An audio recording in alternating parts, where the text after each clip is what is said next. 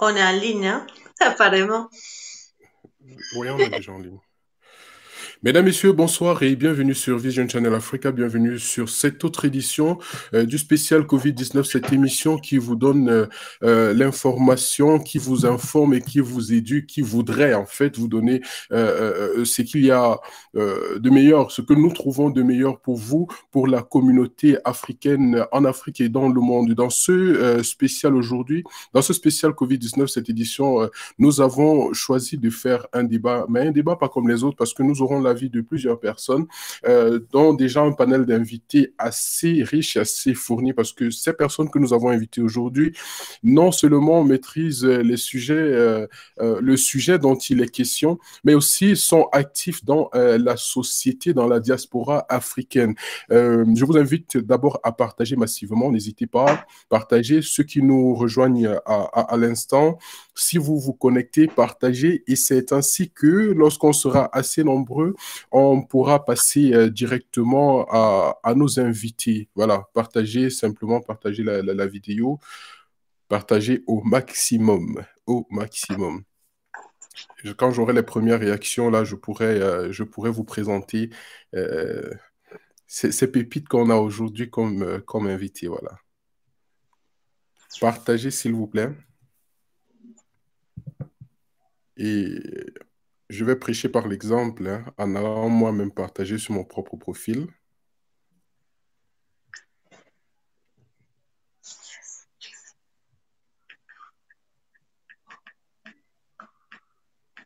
Voilà, si vous nous rejoignez à l'instant, vous êtes bien sur la bonne page, vous êtes sur Vision Channel Africa. Nous sommes très heureux de vous recevoir dans cette autre édition de spécial Covid-19, une émission qui veut vous informer sur les réalités, sur ce qui est en train de se faire dans la lutte contre le Covid et bien entendu la place des Africains dans cette lutte. Qu'est-ce que nous devons faire? Comment nous devons affronter les choses? C'est assez important pour nous, c'est assez important pour vous. Raison pour laquelle la rédaction de Vision Channel Africa s'est donné les moyens de pouvoir vous apporter ce qu'il faut savoir et surtout interroger des personnes ressources, des personnes clés dans le cadre de la lutte contre cette pandémie. Voilà, nous sommes déjà un certain nombre. Voilà, merci. Merci à tous ceux qui nous rejoignent. Ceux qui sont déjà en ligne, je vous prie tout simplement de partager le lien du direct dans vos différents groupes, sur vos différentes plateformes. Et pour vous qui nous regardez également, vous pouvez interagir directement en commentaire ou en passant par nos liens. Vous pouvez écrire aussi sur Telegram @Vision Channel Africa ou sur le numéro WhatsApp qui défilera tout à l'heure au bas de l'écran. Alors, le thème d'aujourd'hui, mesdames et messieurs, on va tout de suite débuter. Le thème d'aujourd'hui, c'est Covid-19 et xénophobie contre les Africains en Chine. Quelle réponse africaine? Bien. Et pour en parler, nous avons choisi trois invités. Je vais commencer par Eugenia Bonfiglio, la Guga, que vous connaissez. C'est une blogueuse. Elle est d'origine italienne, très active dans la communauté africaine, ici en Italie. La Guga, bonsoir. Bonsoir. Bonsoir et Voilà, merci de vous êtes... m'avoir invité. Nous sommes très heureux de vous avoir comme invité en cet après-midi. Vous êtes du côté de Strasbourg, exact, en ce moment, c'est ça? Oui, oui, oui, oui. Voilà. À côté, nous avons, on commence par les dames. À côté, nous Bien avons la très évidemment. chère Afumba Doli, que vous connaissez sans doute. Elle est chroniqueuse et doctorante en sciences historiques et économie politique. Elle est également très, très active sur les réseaux sociaux et pas seulement parce que dans des conférences, on l'a vu intervenir. Afumba Doli, bonsoir. Bonsoir et merci. Je suis très heureuse d'être avec vous aujourd'hui. Tout le plaisir est pour nous, Wafoum Badoli. Et pour boucler la boucle, nous avons Fortuna Mamboulou Ikutsu, le grand frère, qui est quant à lui fondateur de l'African Summer School. Il est activiste de la Renaissance africaine et aussi journaliste. Bonsoir, cher confrère. Bonsoir à vous et aux téléspectateurs. Voilà. Et merci pour Merci l'invitation. C'est nous qui vous remercions d'ailleurs. Vous savez, c'est pas tous les jours qu'on réussit l'exploit d'avoir des personnes comme vous sur un plateau de télévision et pour une émission comme celle-ci. Merci vraiment. Merci du fond du cœur pour votre présence. À ceux qui nous rejoignent à l'instant, je vous rappelle que vous êtes bel et bien suivi Jeune Channel Africain. Nous sommes dans le cadre de ce spécial COVID-19. Le talk aujourd'hui, c'est avec, vous l'avez vu, Mamboulou Ekutsu Afumbadoli et la Gouga, la Gouga, c'est comme ça que c'est comme ça qu'on la connaît en fait, voilà. Et,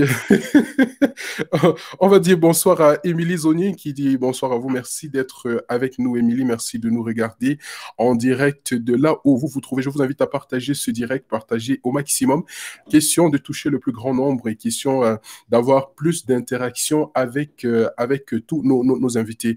Alors, je vais poser la première question à vous, Mambolo.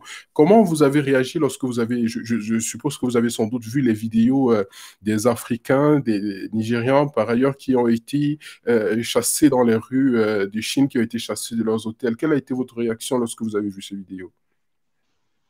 Alors, je crois qu'en tant qu'Africain, en tant qu'activiste de la Renaissance africaine, des vidéos où on voit nos confrères, nos compatriotes, des Africains être malmenés, maltraités, ne peut que susciter, disons, de la révolte. Donc, c'était le premier sentiment que j'ai eu en regardant cette vidéo. Mais on va aussi voir au courant de cette émission que je préfère qu'en tant qu'Africains, nous puissions sortir un peu de ce champ de la révolte parce que si vous regardez bien, les 2 dernières années ou 3 dernières années, nous nous sommes révoltés pour plusieurs faits touchant les Africains. À part ça, et alors qu'est-ce que nous sommes en train de faire? Et c'est un peu ça ce qui m'intéresse, c'est notre réflexion en tant qu'Africains dans le long terme pour éviter de tomber toujours dans l'émoi, dans la révolte, dans la réactivité par rapport à ce qui nous arrive. Donc,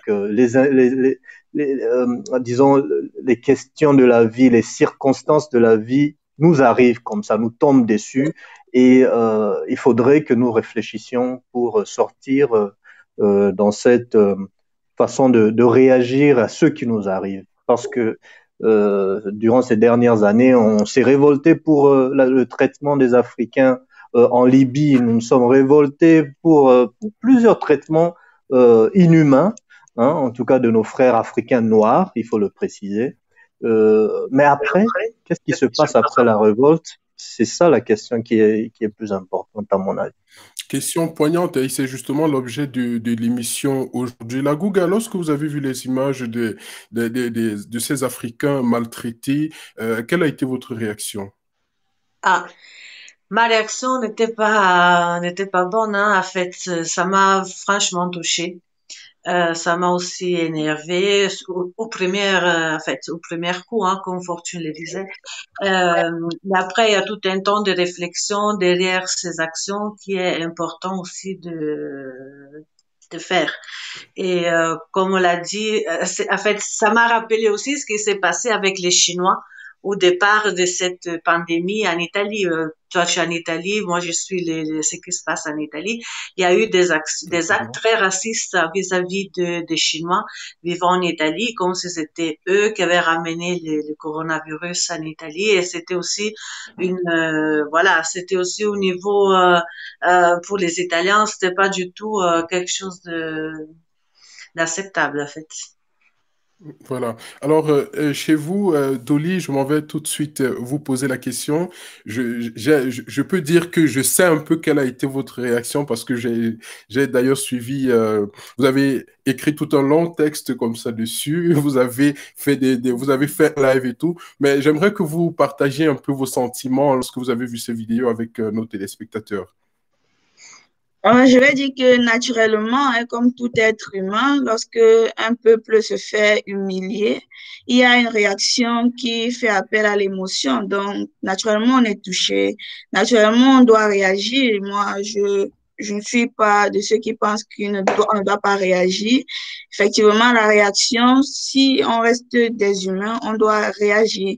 Seulement derrière notre réaction, il faudrait bien qu'on essaye de voir comment agir, donc comment accompagner ce sentiment, comment accompagner cette envie de révolte, comme l'a dit notre copanéliste, comment accompagner cette envie de révolte-là par des actes concrets qui vont nous permettre d'éviter d'être encore la risée du monde, parce que c'est pas nouveau. C'est pas nouveau. Donc, à un moment donné, on est aussi épuisé de voir de telles choses et on se demande si les actions qu'on a menées avant ont payé, ont eu les fruits escomptés et sinon, il faudrait encore mieux se remettre en question et voir comment agir prochainement afin qu'on ait vraiment les fruits escomptés. Voilà. On va un peu faire. Je vais vous proposer de regarder une vidéo qui nous fait état de la situation et j'aimerais bien que nous réagissions juste après. Je vais demander à la régie de passer la vidéo, s'il vous plaît.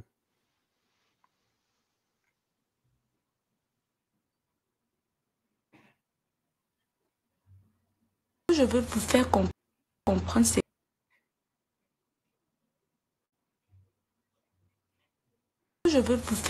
c'est que qu'est-ce qui se passe? Dans quelques instants, la vidéo devrait partir.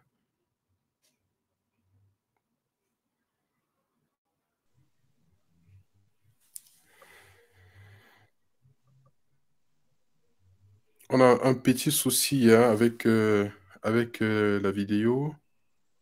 Disons qu'elle fait état, elle fait état de la situation là-bas. Elle précise, entre autres, que les ressortissants d'autres pays étaient bien en mouvement, tranquille, mais on a vu, personnellement, j'ai vu une vidéo d'une dame qui tenait une plaque, je veux dire, un format sur lequel il était clairement écrit qu'on ne voulait pas d'Africains. Problème avec la vidéo, voilà. Merci pour merci. La régie me signale justement qu'on a un souci à faire partir la vidéo. Mais je disais que j'ai vu une dame qui tenait une plaque sur laquelle il était clairement écrit qu'on ne voulait pas d'Africains dans le pays, dans le McDonald's. C'était un restaurant, un fast-food. Je veux dire, ce type de réaction, c'est pas la première fois, Dolly, qu'on assiste à ce genre de réaction. Est-ce que vous pensez qu'il y a des causes profondes, quelque chose qui expliquerait la raison pour laquelle les Africains sont ainsi méprisés à travers le monde? Parce que c'est pas un cas, le cas de la Chine n'est pas un cas isolé, d'ailleurs. Oui, bon, je pense clairement que généralement, l'idée générale est que l'Afrique est pauvre. C'est la raison pour laquelle l'Afrique subit ces humiliations partout. La jeune demoiselle, je crois, c'est elle qui avait expliqué que il y avait un exemple d'un Africain qui avait épousé une noire américaine et que eux, ils avaient reçu les faveurs de la police chinoise parce qu'effectivement, on a remarqué sur le passeport de la dame qu'elle était américaine.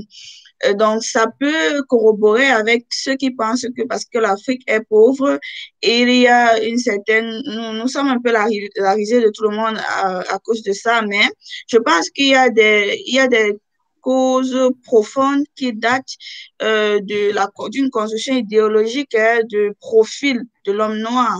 Et cette construction idéologique, malheureusement, a été animée par les structures d'esclavage, de colonisation et de néocolonisation que nous vivons à présent. Donc, si on sait que si on accepte d'abord que le racisme est d'abord structurel, on va pouvoir construire une nouvelle manière d'aborder ce genre de questions. Parce que effectivement, il y a des Noirs riches qui subissent aussi le racisme, qui subissent aussi des railleries et l'humiliation là où ils se trouvent et surtout dans des zones où ils trouvent des personnes d'autres couleurs de peau parce que effectivement, ils viennent malheureusement d'une société où la structure a voulu construire un profil de bas classe aux personnes de couleur noire. Nous n'allons pas retourner vers la bulle papale et autres.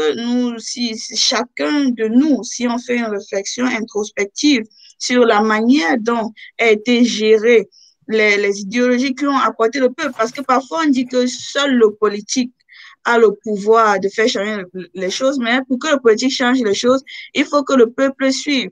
Si le politique avait introduit le système d'esclavage sans toutefois émettre une propagande anti-noire, ça n'allait pas marcher. C'est la même chose que la politique nazie de Hitler qui a émis une propagande anti-juive. Donc, il faut absolument créer une propagande anti-noire pour que les politiques de discrimination fonctionnent. C'est la même chose dans les religions, c'est pareil. Donc, aujourd'hui, nous sommes en 2020 et nous continuons à subir le racisme que nous avons subi depuis des années. C'est tout simplement parce que nous ne sommes pas sortis de ces structures qui nous ont profilés comme personnes de bas classe. Il y a les nous, c'est-à-dire les noirs, et les eux, c'est-à-dire les autres, ceux-là qui lorsqu'ils sont éveillés, vont suivre la structure de l'idéologie raciale qui a été construite depuis le début. Donc, je veux d'abord m'arrêter là. D'accord, merci bien Dolly pour cette réaction. Je crois que la vidéo du côté de la régie est prête. On va tout de suite la regarder et on revient tout de suite après.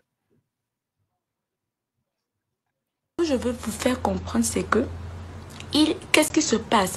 Ce n'est pas que les étrangers, si c'était au moins que c'était les étrangers qui étaient dans cette situation, là on pouvait comprendre. Mais c'est juste les Africains qui le sont. Les Américains marchent, les Français marchent, les Italiens marchent, tout le monde a la libre circulation, sauf nous les Africains en fait. Et cet Africain qui sortait avec la noire américaine a eu l'aisance d'esprit de demander à cet officier que, mais ce n'est pas 14 jours la quarantaine. L'officier a dit que non, je ne sais pas, je ne sais pas. Donc, voyons un peu cette discrimination envers les Africains. Je crois que décidément, la technique ne nous permet pas d'avoir la vidéo en direct. On va simplement faire son. Comme je vous l'ai dit, très chers téléspectateurs, à qui je demande d'abord pardon pour ce petit dérangement technique. Voilà, je vous l'ai dit, c'est une vidéo qui fait état de la situation. Donc, on se rend compte que effectivement, ce n'était pas une haine qui était... Enfin, je veux dire, ce n'était pas une mesure qui était appliquée à tous les occupants des hôtels, mais c'était comme une sorte de haine contre les Africains. Idoli, tantôt disait que c'est peut-être parce qu'on n'est pas encore sorti des carcans de la colonisation et tout ce qui est parti avec. Et puis, on sait que l'Afrique est pauvre pour ça aussi, elle est traitée, les Africains sont traités de cette même façon. Vous, Eugénia, vous pensez que ce soit le cas? Quel est votre point de vue sur la question? Je suis entièrement d'accord avec Dolly. En fait, je peux pas parler en tant que noire, hein, vous le savez, je ne le suis pas, vous les voyez, mais j'ai vu de façon assez directe ce qu'est le racisme. Je l'ai vu par rapport à mon compagnon, je peux le vivre par rapport à mes enfants qui sont métis. Et je l'ai vu aussi de notre côté quand je suis une blanche qui aime l'Afrique et qui essaie de partager la culture africaine en dehors en fait du continent. Donc parmi mes amis européens, tout ça, je suis toujours vue un peu bizarrement. Pourquoi aimes-tu autant une culture des pauvres, des bas classes? Pourquoi es-tu allé te mélanger à ces gens-là? Je sais que dans les cerveaux de beaucoup de personnes, c'est ça le discours qui est prédominant, même s'ils ne le disent pas, hein. Donc, je l'ai vu personnellement. Et j'ai essayé avec ce que j'ai fait toujours de renverser un peu cette histoire de l'Africain comme quelqu'un de pauvre, comme quelqu'un qui n'a pas de culture, comme quelqu'un qui n'a pas d'histoire. Et j'ai essayé un peu de valoriser cette culture, même au niveau de ces Africains qui ne sont pas dans les continents et qui sont ailleurs dans la diaspora, comme vous l'avez dit tout à l'heure. Ce qui m'étonne encore aujourd'hui, que nous vivons en 2020, comme l'a dit Dolly, les mêmes les mêmes structures de racisme qu'on vivait dans les siècles avant. Comme elle a dit, pendant l'époque de Hitler, pendant sûrement les Italiens qui étaient victimes de racisme quand ils immigraient, et les Africains au début des années 60-70 ici en Europe, et encore aujourd'hui la Chine.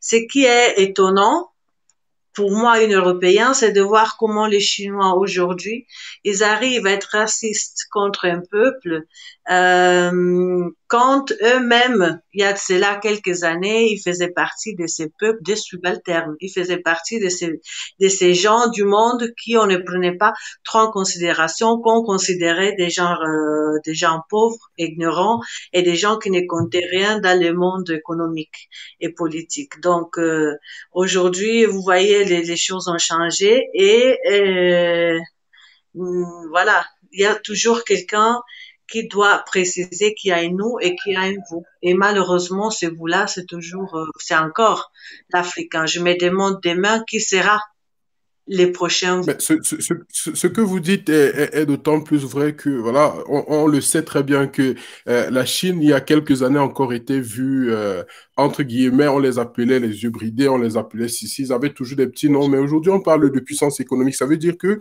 on est bel et bien dans un combat plutôt économique. Donc, il faudrait peut-être que pour se faire respecter, en fait, on constate que pour se faire respecter dans ce monde, il faut bien entendu avoir une certaine puissance économique. Monsieur Ikoutsu, est-ce que vous pensez qu'il y a une autre cause liée à ça? Est-ce qu'il y a une autre cause plus profonde? Et après ça, on prendra les réactions, on prendra quelques réactions qui sont déjà là sur les pages. Je vous rassure, très chers téléspectateurs. En fait, de mon point de vue, d'abord, il faut recontextualiser les faits dont nous sommes en train de parler. Nous parlons des faits qui se sont avérés à Guangzhou. Donc, c'est pas dans toute la Chine. C'est dans une contrée de la Chine. Et il y a aussi plusieurs versions. Hein. Donc, on n'accepte pas ce qui s'est passé. Mais il faut aussi expliquer qu'il y a plusieurs versions de ces faits. Les Africains se sont vus expulsés de cet hôtel. Ils ont dormi, passé la nuit dehors. Mais en amont, il y a peut-être aussi eu peut-être de l'indiscipline. Vous savez bien que nous sommes en train de vivre une période très difficile. Il est possible pour une population, une communauté de se faire indexer en cas d'indiscipline. Et vous savez, peut-être ici en Europe, c'est pas la discipline pour lutter contre la pandémie n'est pas la même qui est appliquée en Asie. Vous savez que là-bas, ce sont des régimes totalitaires.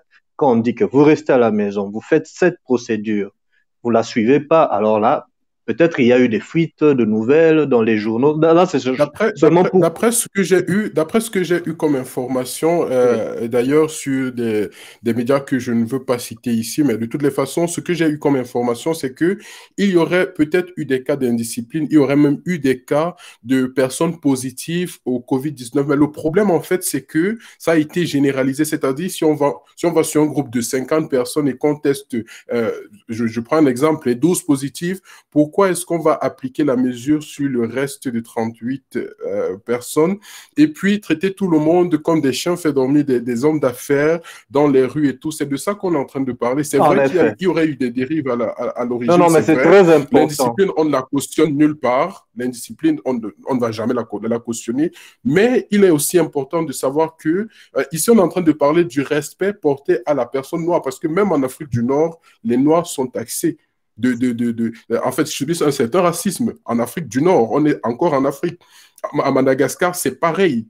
Je veux dire, même dans mon parcours académique, j'ai eu un professeur qui m'a parlé, qui m'a dit qu'il y a un Noir qui a eu ce problème-là. À Madagascar, il était taxé de Noir. En fait, lui, il n'était pas trop noir, il était métis. Et quand il est arrivé au Sénégal, il était traité de blanc. Donc, voilà un peu... c'est vrai que ce n'est pas le débat, mais je veux juste revenir un peu sur les faits que vous avez. Oui, non. Je voulais relater un peu certains autres points de vue parce que c'est important pour ceux qui nous suivent de savoir aussi qu'il y a eu des aspects derrière cette question voilà, on a malmené les Noirs, les Africains en Guangzhou, pas dans toute la Chine. Mais retournons à notre thème.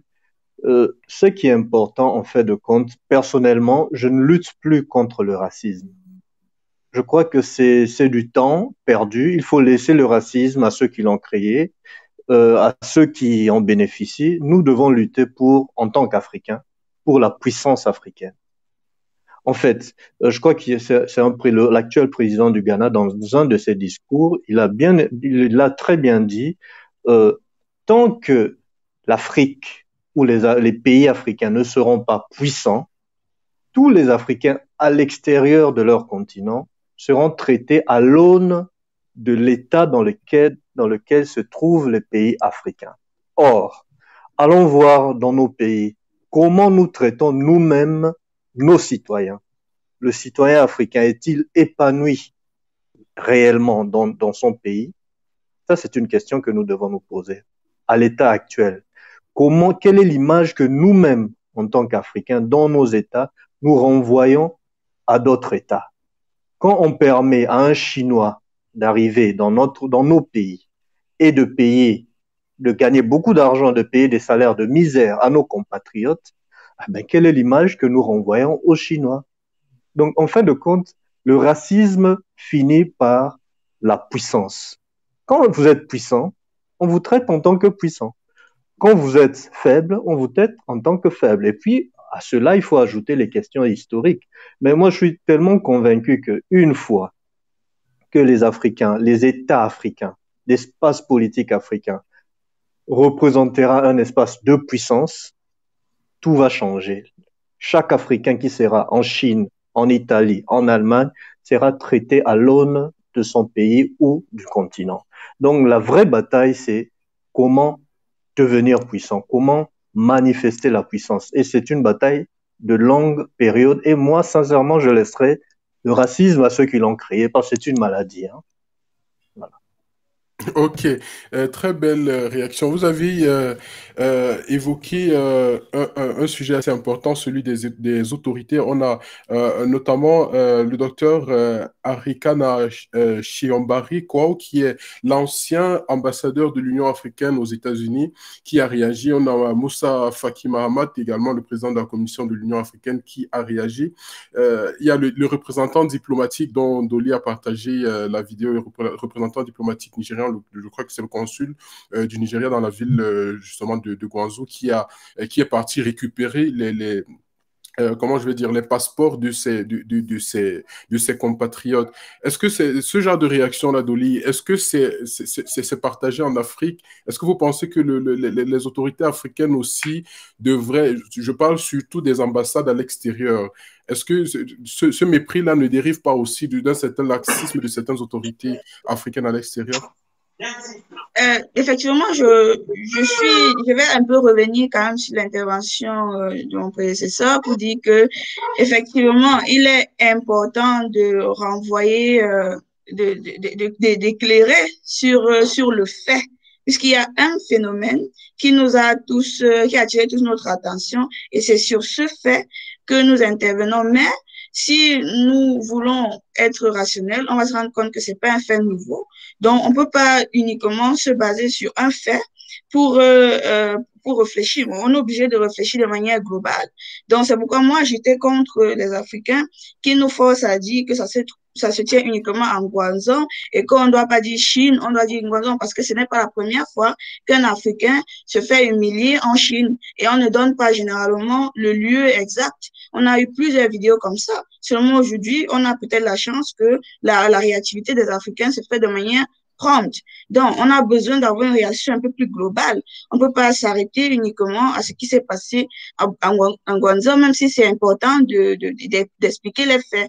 Aussi, les Chinois viennent des pays dont on caractérise d'autoritaires, de disciplinés, mais chez nous, ils ne sont pas disciplinés. On a vu des Chinois fuir les zones de quarantaine avant la fin de quarantaine en Afrique de l'Est et qui ont été ramenés chez eux, ramenés devant la justice pour qu'ils répondent de leurs actes. Ils doivent, s'ils sont vraiment autoritaires et s'ils veulent nous montrer les exemples de discipline, ils doivent au moins faire peut-être pareil, s'ils ont les lois en Chine, pourquoi ne pas poursuivre uniquement ceux qui ont violé les lois au lieu de poursuivre toute une race parce que 2 personnes ou 3 se sont échappées de zones de quarantaine. Je pense que l'exemple vient plutôt de nous et non de chez eux. Maintenant, sur la question que tu as posée par rapport aux dirigeants africains, je pense clairement que les dirigeants africains qui ont agi, ce qui n'est pas habituel. Donc, on peut féliciter au moins le fait qu'un consul se soit réveillé le même jour, le 10, et est allé directement pour voir ce qui se passe. Et le Nigeria est un cas d'école, hein, parce que ce n'est pas la première fois que le Nigeria se met en droite ligne devant, comment dire, au podium pour vraiment réclamer sa dignité, réclamer le respect.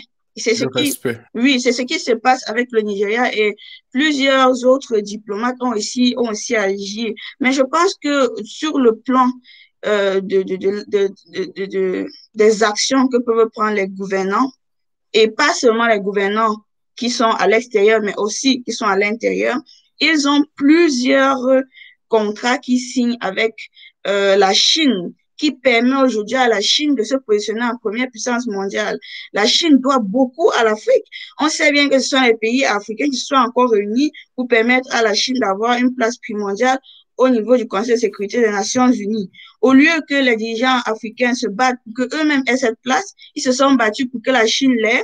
Ils ont offert à la Chine des marchés gigantesques. Rappelons que de 96 à 96, la Chine n'avait qu'un seul partenaire commercial en Afrique, qui était la Gambie. Et aujourd'hui, la Chine est le premier partenaire commercial en Afrique en général, pour dire que l'Afrique a vraiment ouvert ses portes à la Chine et que la Chine aujourd'hui, par rapport à ce que nous voyons, nous rend pas l'Afrique selon ce que l'Afrique lui a donné. Aussi, si le partenariat que nous avons eu avec la Chine depuis le début permettait vraiment à l'Afrique de sortir du joug du sous-développement, c'est qu'aujourd'hui, on est aussi développé que la Chine, mais ce n'est pas le cas. Donc, il faut revoir les avantages déplacés que nous avons donnés aux Chinois et réfléchir sur la manière dont on veut dorénavant gérer nos affaires. Ça veut dire que si pour la construction des stades, par exemple, dans ton pays, tu avais prévu de donner ça à l'entreprise ou bien à la multinationale chinoise, lorsque quelque chose comme ça se passe à l'extérieur et que tu vois que tes nationaux sont humiliés dans ce pays, au lieu d'aller envoyer une simple lettre ou aller réagir comme le peuple qui n'a pas le pouvoir de décision que tu as, il faut également sur le plan du développement, sur le plan des avantages structurels et économiques que tu confères à la Chine, il faut que là-bas, tu fasses aussi intervenir le rapport de force qui est à ce niveau en ta faveur, parce que personne ne te dira que tu fais mal en disant que cette fois-ci, j'enlève le contrat de tel stade avec telle entreprise chinoise pour donner à peut-être un milliardaire de ton pays qui avait déposé les dossiers pour ça. Nous savons au Cameroun que pour privatiser, par exemple, la SNEC, je pense, il y avait un milliardaire camerounais qui avait déposé le dossier pour ça. Malheureusement, comme les dirigeants sont toujours plus éveillés pour donner à l'extérieur, son dossier n'avait pas été pris en compte. Pour dire, voilà les situations où on veut que les dirigeants interviennent. Ils ont un pouvoir de décision. Nous, on a le pouvoir de... Est-ce que... Oui. Je comprends très bien. On le sait tous. Hein, c'est quelque chose qui est décrié à travers le monde, enfin à travers le continent. Il y a plusieurs personnes qui se plaignent justement des dirigeants. Mais est-ce que vous ne pensez pas que ça devrait partir aussi de la base? Le peuple n'a pas un rôle à jouer dans tout ça? Bien sûr que le peuple, dans ses habitudes de consommation, a un rôle à jouer dans tout ça. Mais la question que vous m'avez posée, c'était sur le plan des dirigeants. Et je l'ai dit au début, oui, parce que quand on va continuer sûrement dans le débat et on va faire intervenir le peuple peut intervenir. Nous avons des habitudes de consommation qui sont aussi beaucoup plus dirigées vers l'extérieur. C'est pourquoi il y a certains Africains qui disaient, par exemple, que vous dites que vous ne voulez pas être des cobayes, vous ne voulez pas qu'on exerce des tests sur vous, mais en consommant européen, en consommant chinois, en valorisant ce que les autres font par rapport à ce que vous faites, on peut passer le test même par un médicament qu'on a envoyé, les chloroquines qu'on demande partout. On peut passer le test dans les médicaments de chloroquine comme on envoie chez vous, vous prenez et on voit la réaction de votre corps par rapport à ça. Donc, on peut passer le test par rapport aux Africains, j'aimerais venir plus tard, mais je voulais vraiment continuer sur la réaction des dirigeants pour dire que si aujourd'hui nous avons la chance que certains dirigeants sont éveillés, il faut qu'ils orientent leur éveil de conscience dans ce qui va avantager l'Afrique. Et c'est là que je suis d'accord avec, je ne connais plus votre nom, monsieur, mais je suis d'accord avec vous lorsque vous dites que c'est sur le plan du développement et sur le plan économique que nous allons montrer nous allons arriver à imposer le respect. Si nous voulons donc aller sur ce plan, nous avons des gens qui ont le pouvoir des décisions et qui sont ceux-là qui se font facilement corrompre par l'extérieur. Ils ont la chance aujourd'hui que peut-être il y a certains d'entre eux qui sont éveillés, ils veulent réagir, alors qu'ils réagissent sur les aspects qui vont nous permettre de nous développer, comme subventionner les petits entrepreneurs à l'intérieur, faire tout pour que le marché national soit développé et qu'on n'importe plus n'importe comment le cul-dent, le riz, le maïs. Pourtant, nous avons tout ça dans notre marché. Il y a même, je prends un exemple au Cameroun, où un journaliste a découvert des sacs de riz périmés au nord du Cameroun qui ont été produits par un national camerounais. Pendant ce temps, au marché camerounais, nous avons le riz chinois que nous consommons. Donc, si nous voulons vraiment réagir en ayant le pouvoir de décision, il faut réagir au bon endroit. Pas réagir comme le peuple et simplement envoyer des lettres. Je pense que ça ne suffit pas. Voilà. Merci bien. Je vais prendre cette réaction d'Émilie Zoni qui dit j'ai une question particulière à l'endroit de Monsieur Mamboulou. Vous qui êtes activiste de la Renaissance africaine, beaucoup condamnent l'attitude passive des Africains face aux actes racistes dont ils ont été victimes jusqu'aujourd'hui. Devons-nous opter pour une riposte plus radicale? Y a-t-il des limites à ne pas franchir? Ben, bien évidemment, les ripostes sont de différents niveaux. Il y a la réponse du peuple. Le peuple peut réagir différemment, émotivement, comme on le voit maintenant, je crois, au Nigeria. J'ai vu des images. Je dirais qu'émotivement, c'est plus facile. C'est le plus facile même, Mamboulou. C'est Voilà. le plus facile, hein, c'est le plus logique même. Je veux dire, on Voilà. s'attend à ça. Et après, on demande des excuses. On a le cas du magasin H&M qui a fait son buzz il y a quelques années. On a, pas que lui, il y a plusieurs cas. Et même l'État, actuellement, je crois que les autorités chinoises aussi, certaines autorités, ont envoyé un message d'excuses. Donc voilà, on frappe et on demande pardon. Est-ce qu'on devrait aussi frapper et demander pardon?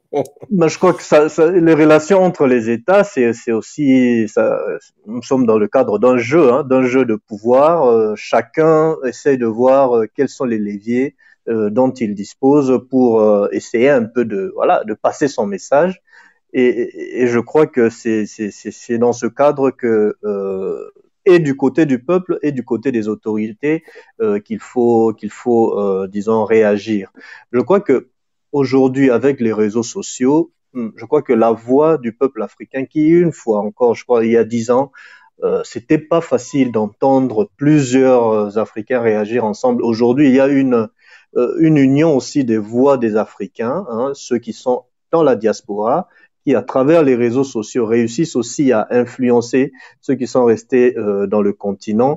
Et aujourd'hui, les autorités ne croyons pas qu'ils sont qui ne prêtent pas attention à ce qui se passe dans les réseaux sociaux. Je crois que nous sommes dans une nouvelle époque où la voix de la diaspora, ensemble avec la voix de nos compatriotes qui sont restés au pays, réussissent un peu à donner à nos autorités la force aussi de poser des actes qu'une fois ils ne pouvaient pas poser. Nous parlons de l'expulsion peut-être, je ne sais pas si ça s'est passé réellement, des Chinois au Kenya. J'ai lu quelques informations dans ce sens, en riposte à ce qui s'est passé à Ngwanzu, mais c'est parce que les autorités sentent que le peuple est derrière eux. Donc, dans le long terme, il faudrait que les espaces démocratiques, les espaces d'information du peuple soient de plus en plus ouverts pour que les autorités puissent entendre la voix du peuple. Ça, c'est important parce que nos autorités souvent agissent ou par la peur d'être racketées par les puissances, ou par sans information, par manque d'information, ou par manque de vision. Et moi, ce qui m'intéresse dans la vision de la Renaissance africaine, c'est quelle est la vision dans le long terme. Et puis, En parlant des relations avec les autres nations, on ne répond pas comme ça, comme on veut. Il faut savoir jusqu'à quel point. Notre sœur a dit tout à l'heure, bon, il faut privilégier les entrepreneurs locaux, bien sûr. Bien sûr, il faut travailler dans ce sens, mais voilà, il faut bien penser stratégiquement quelle est la place que nous voulons en tant qu'Africains avoir dans le monde. Qu'est-ce que nous, Africains, voulons dans nos relations avec les Chinois? Le penser dans le long terme. En tout cas, c'est ce qui est important pour moi, c'est ça. Dans le long terme, Et moi, qu'est-ce je que nous dirais que ce voulons? n'est pas qu'avec les Chinois, ce n'est pas qu'avec les Chinois, mon boulot, parce que ce Ben, n'est en pas effet, on qu'en parle de la Chine qu'on Chine. On assiste. parle Voilà. de la OK. Chine, mais en fait, c'est la place de l'Afrique dans le monde en général. Mais aujourd'hui, avec les Mhm. Chinois, on doit se le demander. Mais quand est-ce qu'on va penser à ça pendant que les plus grands meetings sur Afrique-Chine se passent en Chine d'abord? Donc c'est un peu ça, notre image, notre futur, ce qui va arriver après, nous leçons de la pensée de notre futur aux autres. Et nous faisons que des figurants. Il est temps que même avec des exemples, avec tous les faits qui sont en train de se passer en ce moment, même avec le coronavirus, qu'on puisse commencer à dire, bon, à penser sur notre futur, nous le pensons en Afrique. Un exemple avant de conclure ce petit discours. Dernièrement, le président français Emmanuel Macron a fait un discours devant son peuple, la France. Bien évidemment, c'est un discours pour le monde parce que nous sommes en mondovision. Et il a parlé comment la France va, disons, par étapes sortir du confinement. Et à la fin du message, il a parlé de l'Afrique. Ah ben oui, la France, voilà, la dette de l'Afrique va être disons, effacé. Alors, vous voyez, tout ce mécanisme-là, il était en train de parler devant des millions de Français, hein, parce que cette adresse à la nation est suivie par pratiquement tous les Français. Et sur l'Afrique, on va retenir que, bon, on va les aider ceux-là. On va encore les aider. Donc, vous voyez que... mais moi, ça m'intéresse. Ce qui intéresse, c'est nous. Qu'est-ce que nous voulons de nous-mêmes? Comment nous voulons que les autres puissent nous voir, comment nous-mêmes nous voulons que les autres puissent nous voir. C'est ce qui est intéressant. Le reste, pendant que nous ne sommes pas puissants, ça va continuer. Et si on ne s'organise pas en tant que jeunes dans la politique pour changer la politique, on va pleurer même encore pendant 50 ans, 100 ans, parce que voilà, tant que nous ne serons pas puissants chez nous, nous serons maltraités ailleurs. Voilà, je vous ai vu, Eugénia, réagir pendant que Mamboulou était en train de parler. Qu'est-ce que vous pensez du discours d'Emmanuel Macron, vous notamment qui vivez en France?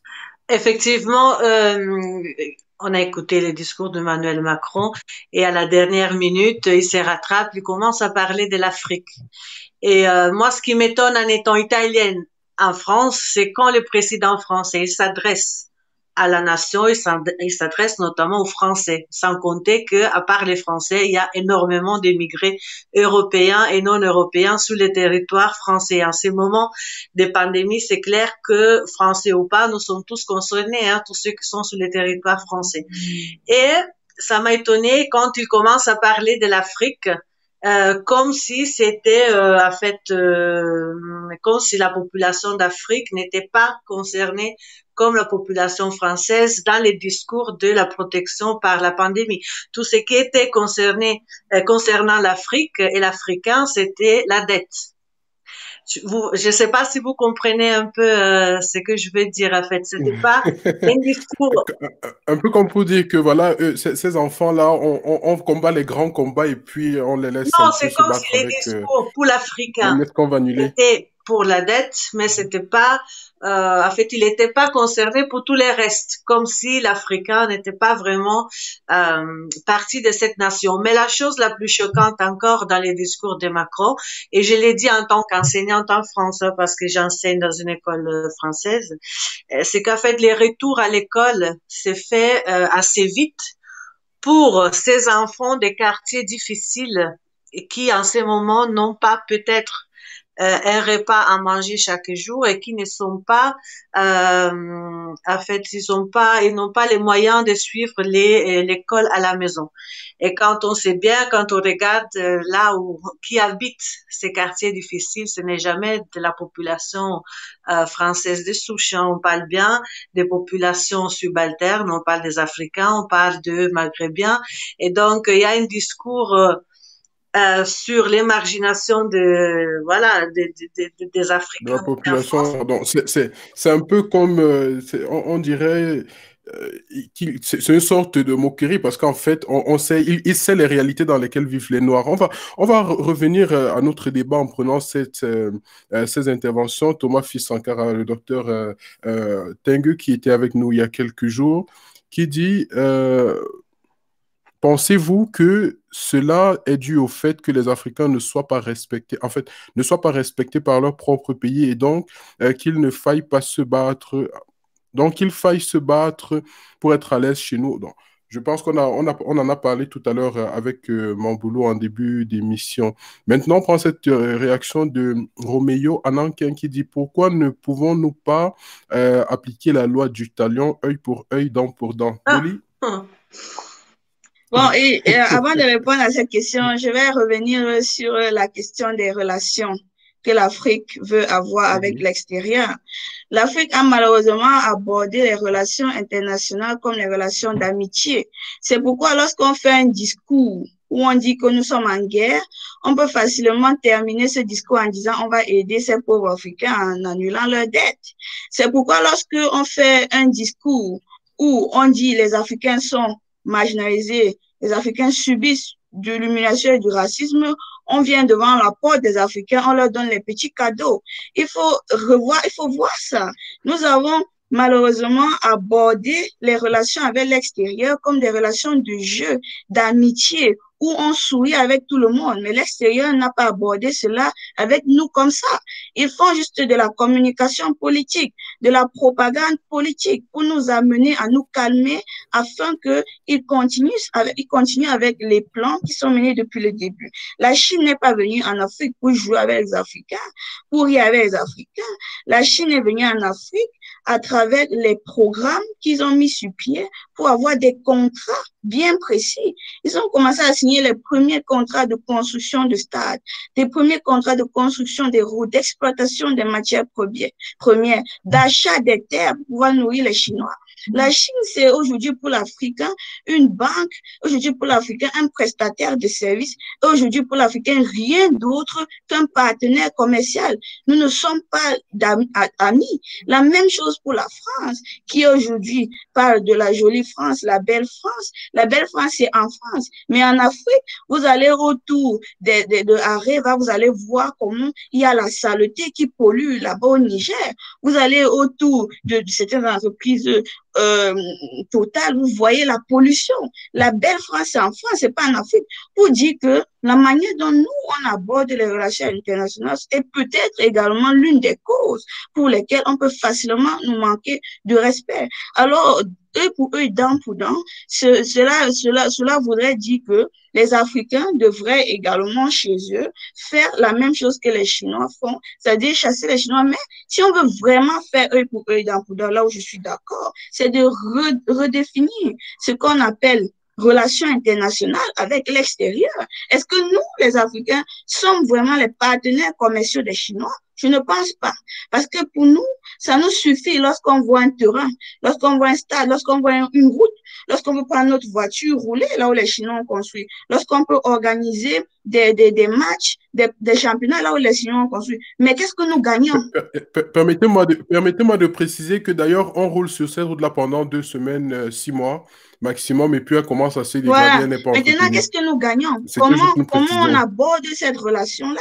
Qu'est-ce que nous gagnons dans ça? Rien. On parle des investissements directs étrangers pour attirer les firmes multinationales, mais ils n'investissent pas directement chez nous. Investissement direct étranger, ça veut dire que lorsqu'une firme chinoise s'installe au Cameroun, elle doit signer d'un contrat qui stipule que ces gains vont permettre au marché camerounais de fonctionner. Ce n'est pas le cas. La plupart des gains que ces entreprises reçoivent chez nous servent à nourrir leur marché là-bas parce que nous restons dans l'amitié. Nous restons dans cette relation de ils aiment l'Afrique, c'est pourquoi ils viennent.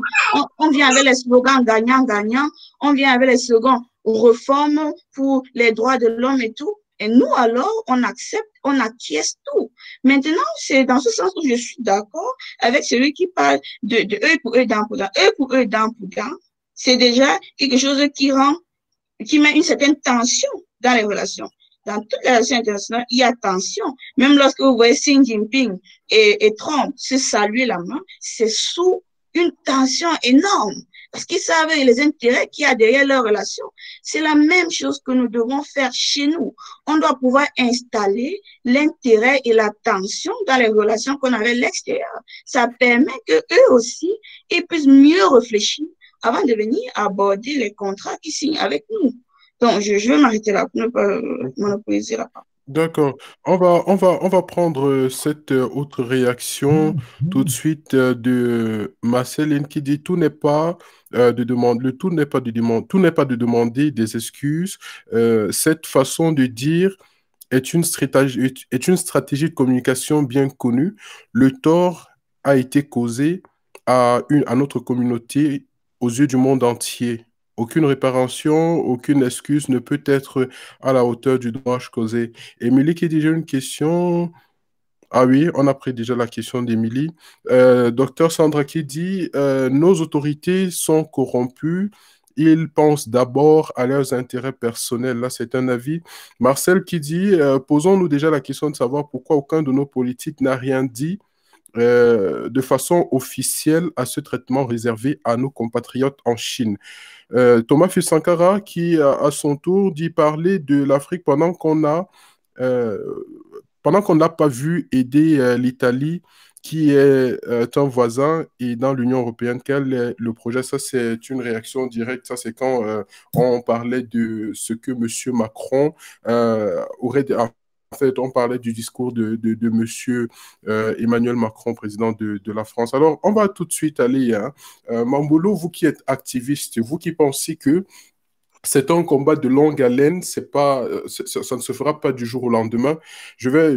Avant de vous poser la question, je vais demander à ceux qui sont là de partager. Merci à Daniel Joyoum qui est avec nous, avec qui on a fait une émission ici en semaine, qui a demandé aux autres de partager. Je vous demande à vous aussi qui nous regardez de partager, ainsi on pourrait être plus nombreux et avoir de nombreuses réactions. Alors, on va tout de suite aller dans les solutions, hein. Vous, Mamboulou, vous pensez que il est important en fait, qu'il est important d'abandonner, parce que vous avez dit que vous avez abandonné le combat contre le racisme, vous ne combattez plus le racisme, et vous affirmez que c'est un combat, en fait, la place que l'Afrique doit prendre aujourd'hui dans le concert du monde, c'est une place... en fait, il faut assez de temps pour combattre, pour avoir cette place, en fait. Voilà, qu'est-ce que vous pensez qu'il faille faire maintenant? Maintenant, bon, Le peuple personnellement, africain, qu'est-ce qu'il doit faire? On va diviser la question en deux volets. Parlons des autorités, parlons du peuple.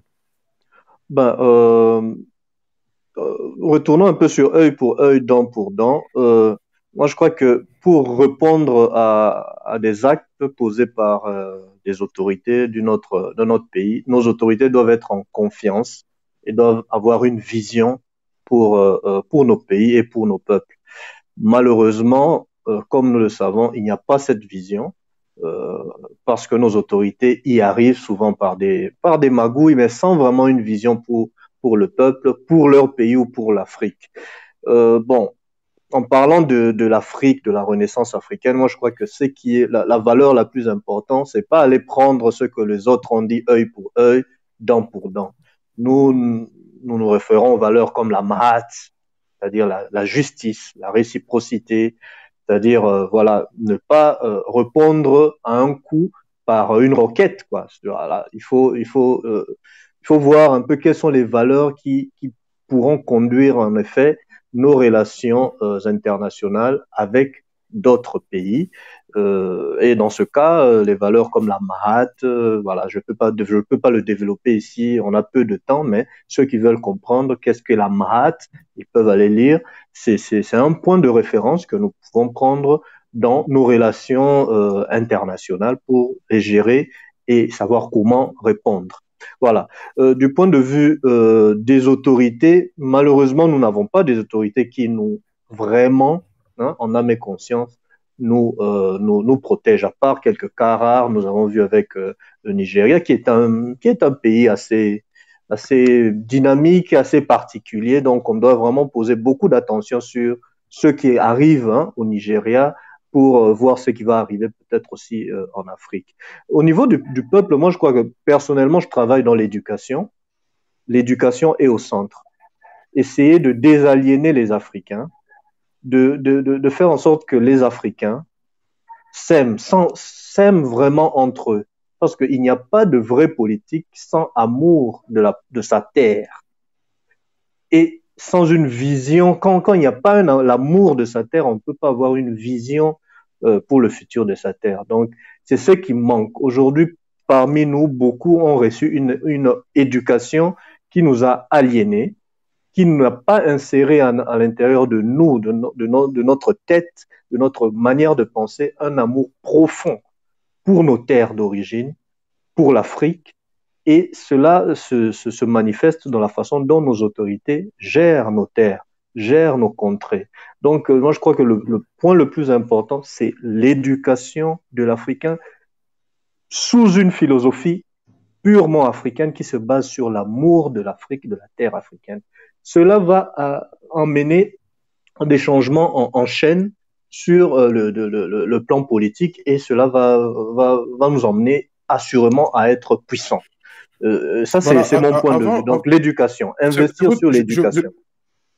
Je comprends très bien le point de vue, mais seulement lorsqu'on prend un pays comme le Cameroun, on se rend compte, par exemple, que le système éducatif n'évolue pas comme, je veux dire, je prends un exemple simple, hein, l'histoire même qui est enseignée n'est pas toujours... il y a beaucoup de Camerounais qui sortent du pays sans pouvoir raconter vraiment l'histoire du Cameroun.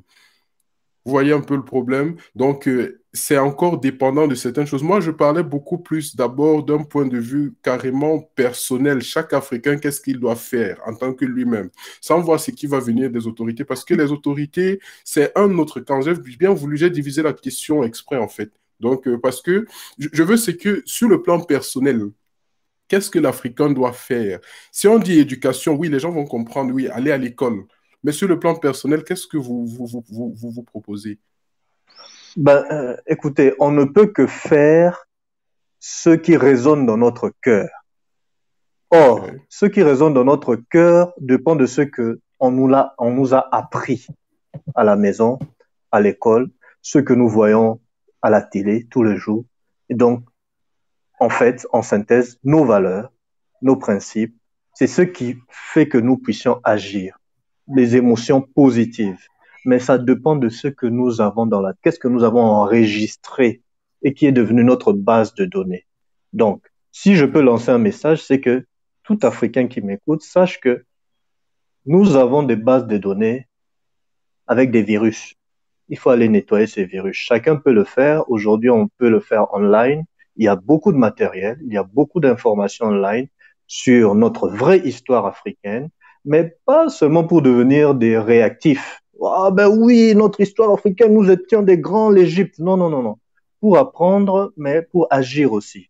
Quand vous apprenez que il y a une fois, il existait la Mahat, il y avait des lois, il y avait des principes africains. Si vous connaissez bien votre histoire, vous savez que il faut qu'il y ait de l'amour vraiment entre nous pour avancer. Alors, vous commencez à agir dans ce sens, vous investissez dans les business africains, vous contribuez dans les projets lancés par les Africains, dans tous les projets qui essayent de donner de la puissance à votre communauté. Vous êtes le premier à investir, à donner de l'argent, à donner de votre temps. Ce sont des petites actions comme ça qui peuvent, peut-être pas tout de suite, mais avec un peu de temps, commencer à créer des espaces de puissance, parce qu'on ne deviendra pas puissance d'un jour au lendemain, mais il faut créer des espaces communautaires de puissance pour que cette puissance puisse à un certain moment monter. Ça, c'est mon point de vue.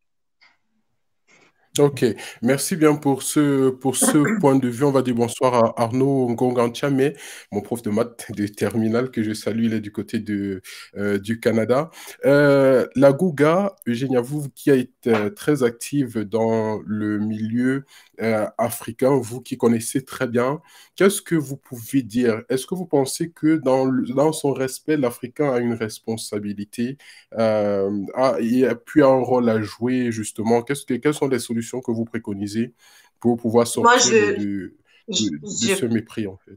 je pense qu'il y a un grand souci d'identité, surtout dans la jeunesse. Je parle de la jeunesse camerounaise, c'est celle que je connais la plus. Donc, Mhm. je me fais aussi au discours de Monsieur Fortune parce que, en fait, je prends mon exemple. Quand j'ai commencé à faire ce que j'ai fait, c'était pas pour de la moquerie, c'était pas seulement pour de la comédie. C'était parce que j'en avais marre qu'à chaque fois que je rencontre un Africain, un Camerounais, ils veulent me montrer un visage qu'en fait, au fond de moi, je savais que c'était pas le vrai visage. Ils voulaient montrer qu'ils étaient très intégrés dans la culture européenne. Ils voulaient cacher un peu les origines. Ils voulaient montrer qu'ils n'étaient pas trop, entre guillemets, africains dans leur façon de vivre.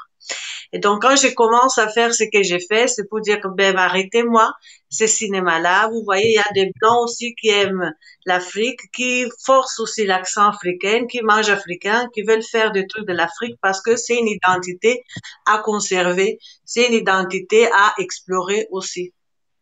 Et je pense que c'est vrai. Le fait de la renaissance africaine, comme on l'a dit, on les voit maintenant mieux sur les réseaux sociaux. Je me souviens, il y a de cela 5, 6 ans, c'était pas aussi fort comme aujourd'hui. Et c'est une démarche que j'aime beaucoup, que j'apprécie beaucoup, mais il faut aussi qu'on sache qu'on ne peut pas s'arrêter aux réseaux sociaux. Les réseaux sociaux, c'est pour c'est pour une partie de la population. Nous le savons très bien, c'est pour une partie de la population qui normalement a accès à Internet, pour des jeunes et pour des gens qui s'intéressent aux réseaux sociaux. Mais il y a une grande partie de la Mhm. population, notamment en Afrique, qui n'a pas qui n'a pas cet intérêt, qui voit encore la politique comme des dirigeants, en fait, qui voit encore les choses entre guillemets à l'ancienne et pas sur les réseaux sociaux, pas sur les médias courants. Donc c'est clair qu'il y a un souci d'identité. Moi, je les vois chaque fois, même quand je vais au Cameroun. Et je voulais reprendre aussi ce qu'on disait tout à l'heure. Si des gouvernants n'ont pas pris les temps de s'occuper de ces citoyens, ils n'ont pas pris les temps de ne pas les humilier devant d'autres pays. Ça, c'est un vrai discours. Ça, c'est là où tous les soucis, à mon avis, résident. J'étais au Cameroun dernièrement, il n'avait plus de pièces, il n'avait plus de monnaie, il n'avait plus de 200 francs, de 100 francs. Pourquoi? Parce que les Chinois avaient pris tous les monnaies pour les vendre parce que les métals des pièces étaient, c'est un métal qui est très très bon pour faire d'autres choses, je sais pas quoi. Et ça, moi, j'ai trouvé choquant. Et ce discours n'était pas trop médiatisé en Europe. Je l'ai découvert quand j'étais au Cameroun. Des Chinois ont pris la monnaie, les La pièces monnaie. Mhm. de francs CFA pour en faire autre chose. Après, je ne sais pas comment qu'est-ce qui s'est passé après. Mais Finalement, le franc CFA voyage beaucoup, hein. le voyage, Il il y part a de beaucoup France, d'utilisation. il fait, il fait une petite vacance en Afrique et puis va en Chine terminer en peut-être bijoux, qui sait. Je voulais aussi dire quelque chose qui peut-être va un peu déranger, qui peut-être va un peu choquer. Ben, j'essaie. Des fois, je dis des choses que les gens n'apprécient pas parce qu'ils disent, voilà, tu es blanche et tout, voilà. Mais il faut aussi qu'on arrête que peut-être l'Africain, moi je parle aussi, quand je parle de l'Africain, je vois aussi beaucoup mon peuple, hein, les Italiens, ils sont pas africains, mais on a toujours ces regards bizarres et méprisants d'autres pays d'Europe, hein, du Nord, notamment des Allemands, des Français. Donc, je me sens un peu, c'est un peu, voilà. Il faut arrêter de donner D'accord. tout le temps la faute aux autres. En fait, tous les Mhm. malheurs de l'Afrique ne viennent pas d'ailleurs. On le sait. Il faut qu'on les dise. tous les malheurs des pays de l'Europe du Sud n'est pas que la faute de l'Europe, n'est pas que la faute de l'OTAN. Donc, il faut aussi se dire ça. Il faut arrêter un peu de donner la faute aux autres et de prendre aussi les choses à main.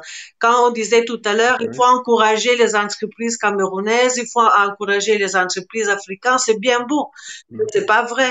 Les Africains sont les premiers qui préfèrent consommer chinois, qui préfèrent consommer des produits importés au lieu de consommer les produits que leur voisin est en train de produire dans la même route. Et c'est vrai, c'est comme ça. On les voit aussi dans les boutiques africaines ici en Europe. Et moi, c'est un problème que j'ai tout le temps avec des citoyens camerounais. Il y a l'huile de palme qu'on produit au Cameroun et l'huile de palme qu'on produit au Ghana, pour exemple. Et on les vend dans la même boutique. Il y a une différence de 50 centimes entre la bouteille produite au Ghana et celle produite au Cameroun. Et ben, les Camerounais vont acheter celle qui coûte 50 centimes le moins. Parce que oui, il va épargner 50 centimes, mais au même temps, il ne se dit pas que je suis pas en train de développer l'économie de mon pays. Donc, il faut que tout le monde fasse aussi un examen de conscience, je trouve. Voilà, merci bien. Je vois Dolly très bouillonnante là sur la question. Je vais vous poser la question tout à l'heure. On va prendre ses réactions. Dimitri KMJ qui dit, d'après moi, ce n'est pas une moquerie, c'est peut-être une manière indirecte de dire que le gouvernement français, ça il revient sur la question de tout à l'heure, pourrait prendre les Africains comme des cobayes pour leur test de vaccin contre le coronavirus en échange de l'annulation de la dette. Sinon, quel serait le but visé par le président français quand il décide d'annuler la dette des Africains? C'est un excès de gentillesse. D'après moi, il devrait avoir quelque chose derrière cet excès de gentillesse. Ça, c'est l'avis de Dimitri KMJ, tout aussi logique. On prend cet autre avis de Grégory. Voilà, Grégory Master qui dit l'Afrique, pour moi, peut se développer elle-même car elle a de la ressource intellectuelle, la matière première, du talent et bien encore. La chose qui tue l'Africain, c'est l'égoïsme des dirigeants, mais j'ai toujours pensé qu'on peut faire sans les dirigeants. Voilà. Et il complète ici en disant, l'Africain pense toujours que le meilleur est ailleurs. Nous devons travailler dur et se serrer les coudes, émerger ensemble, pas se batailler les uns contre les autres. Secondo, innover, penser positif, protéger les richesses et les multiplier. On prend cet autre avis. Big up à la Gouga Fumba et Tlati, merci bien Souké Kwaku. Jean Adjoba, merci. Franck Paulin, Pen Mayo qui dit les Africains consomment étrangers à cause du rapport qualité-prix. Très bien. Dolly, la responsabilité de l'Africain lambda dans cette histoire. Voilà, il y a tellement eu d'interventions et j'aimerais éclairer peut-être d'abord la question de la dette, si tu me permets, parce que il y a le jeune homme qui a dit que c'est un excès de gentillesse et ça revient encore à ce que j'ai dit. Nous prenons ça comme de la gentillesse, comme de l'amitié. Nous sommes toujours dans cette optique-là parce que c'est ce qu'on veut nous montrer. Mais en réalité, avec la France, il n'y a pas une histoire de dette en tant que telle. Il y a une histoire de relations économiques que nous avons établies depuis la fin de la Première Guerre mondiale qui nous suit jusqu'aujourd'hui. Et nous savons très bien que sous le régime du franc CFA, déjà chaque année, on dépose 50% de nos avoirs extérieurs dans un compte bloqué en France. Donc, si on parle de dette qui vient de la France, moi, je pense que c'est très erroné. Cette dette-là, il faut la réfléchir. Il faut réfléchir ce qu'on appelle dette entre les pays qui utilisent le franc CFA et la France aujourd'hui et se demander si ce qu'on appelle annulation de la dette n'est pas tout simplement une ruse, puisque nous avons un argent stocké dans le trésor public français depuis des années. On parle des centaines de milliards d'euros. Et jusqu'à aujourd'hui, nous ne savons pas où cet argent part. Mais pour ceux qui ont analysé cette question, ils savent très bien que pour endetter l'Afrique, c'est dans cet argent-là qu'on puise pour soi-disant aider l'Afrique et les endetter. Si on veut vraiment parler de dette, c'est vis-à-vis de la Chine. Parce que les relations économiques que nous avons établies avec la Chine ont permis à la Chine, qui est aujourd'hui le banquier de l'Afrique, d'endetter plusieurs pays africains. Ça veut dire que quand le Chinois vient construire chez toi, il vient avec ses propres matériaux de construction, il est aussi un prestataire de services, ça veut dire qu'il signe un contrat de construire avec toi, tu dois le payer. Et parfois, il construit des choses dont toi-même, tu n'as pas le pouvoir d'achat, tu n'as pas le pouvoir d'achat pour pouvoir construire. Ça veut dire qu'il t'endette encore pour construire, il t'endette en t'offrant le service, et il t'endette encore pour le matériel. Donc, la dette en général que nous avons en Afrique, et aujourd'hui, les chiffres le montrent, plus de 50% de la dette en Afrique est détenue par la Chine. Alors, si c'est le président français qui vient vous dire qu'il annule la dette, je ne pense pas qu'il ait le pouvoir d'annuler la dette. Maintenant, au niveau du FMI, lorsque le FMI prend la décision d'annuler la dette, il faut rentrer, il y a 2 ans, de cela 2 ans, on a annulé 2 milliards d'euros de dollars de la dette de la RDC vis-à-vis de la Chine. Ils ont commencé à négocier l'annulation de cette dette-là. Il y a de cela près de 5 ans avec la Chine, que la Chine les allège un peu la dette parce qu'ils étaient déjà surendettés et ne pouvaient plus être créanciers vis-à-vis des bailleurs de fonds internationaux. Ce qu'ils ont fait, ils ont négocié l'annulation de la dette. Mais la condition sine qua non pour annuler une dette, c'est que on insère dans votre pays ce qu'on appelle les plans d'ajustement structurel. Ça veut dire quoi? Si on annule la dette, on doit pouvoir combler l'annulation de la dette au pays qui bénéficient de cette dette, c'est-à-dire à la Chine. Ça veut dire quoi? Les structures les plus productives du pays doivent être privatisées, doivent être remises entre les mains d'une firme chinoise, si c'est la dette chinoise, ou d'une firme française, si c'est la dette française, afin qu'on puisse couvrir ce qu'on appelle annulation de la dette. Et moi, ce n'est pas une manière de critiquer l'Europe ou critiquer quoi que ce soit, parce que je vois que ça se mélange. Ce qu'on dit, c'est juste l'essence même des relations que nous avons avec l'extérieur. C'est l'essence, et il faudra voir ces relations-là comme ça, pas comme la gentillesse.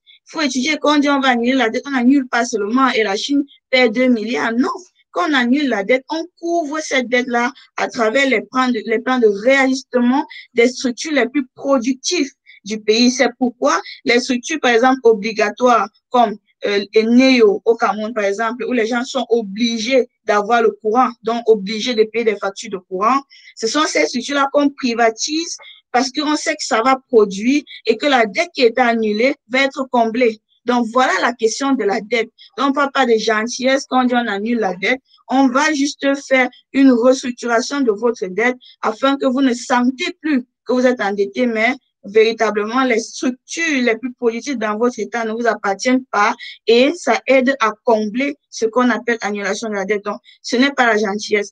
Maintenant, sur la question de comment nous, Africains, on doit agir. Moi, j'ai étudié, par exemple, la vente des terres en Afrique. Je me suis rendu compte que si nos dirigeants acceptent de vendre nos terres aussi facilement, c'est parce que les locaux qui ont hérité de leurs ancêtres les gros hectares de terre n'ont pas le titre foncier de cette terre-là. Donc, ils n'ont pas sécurisé leur terre, ils n'ont pas le titre foncier. Donc, lorsque un Coréen arrive ou alors une firme extérieure arrive et trouve que c'est une terre agricole où elle peut, par exemple, planter des choux ou alors retirer au sous-sol des matières premières, elle fait tout pour négocier l'achat de cette terre-là aux gouvernants et les gouvernants corrompus jusqu'à la moelle épinière le leur offrent parce que les locaux qui ont cette terre n'ont malheureusement pas pu sécuriser les terres à travers les titres fonciers. Donc, ce qu'on peut faire, et moi je dis toujours, on ne peut pas travailler seul. Dans ces conditions, il faudrait que nous soyons en groupe parce que c'est ensemble qu'on peut réussir. Il y a déjà des groupes d'Africains activistes qui se forment pour pouvoir payer et sécuriser les terres de leurs ancêtres. C'est-à-dire, ils arrivent dans un village où il y a des grands hectares de terres cultivables, ils décident de négocier avec les habitants de ce village-là afin d'avoir peut-être un bénéfice de 10% sur la terre et eux, ils cotisent de l'argent pour payer le titre foncier à cette terre-là afin d'avoir raison devant la justice. C'est vrai que parfois le droit coutumier donne raison aux locaux, mais c'est très rare. Lorsque la corruption intervient, le droit coutumier n'a plus sa place. Il faudrait pouvoir sécuriser nos terres pour que si une entreprise arrive, elle ne négocie pas seulement avec les dirigeants corrompus, mais qu'elle fasse aussi face aux paysans qui ont le papier qui prouve que leur terre leur appartient. Deuxième point, c'est une réaction très facile. Moi, je le dis, hein, j'ai pas peur. Si nous, les filles africaines, on commence à ne plus acheter les mèches pendant 10 ans, on commence à plus acheter les mèches qui viennent de Chine, ce sera une réaction plus forte que celle de bavader et d'aller marcher. Parce que je ne vois pas le problème qu'on a avec ça. Si on dit, on n'achète plus les mèches qui viennent de Chine, on essaie. Les Noirs américaines, qu'est-ce qu'elles ont fait? Lorsque les Noirs se faisaient humilier aux États-Unis, elles ont commencé elles-mêmes à fabriquer leurs mèches. Pour dire, elles ont commencé à fabriquer les mèches localement et ouvrir des boutiques où elles vendent leurs mèches fabriquées localement. Si certaines filles n'ont plus les cheveux comme ça et veulent se tresser avec les mèches comme ça à fabriquer localement, donc au moins, déjà, notre consommation individuelle, on peut déjà l'orienter. Et moi, je suis d'accord avec la Go lorsqu'elle dit que quand j'arrive, par exemple, dans un quartier, ici en Europe comme ailleurs, hein, le vendeur étranger, puisqu'il a le pouvoir, il a le pouvoir dans la production, il a la facilité parce qu'il reçoit les subventions de son pays, il reçoit aussi les aides aux vendeurs. Donc, il peut facilement vendre son produit moins cher.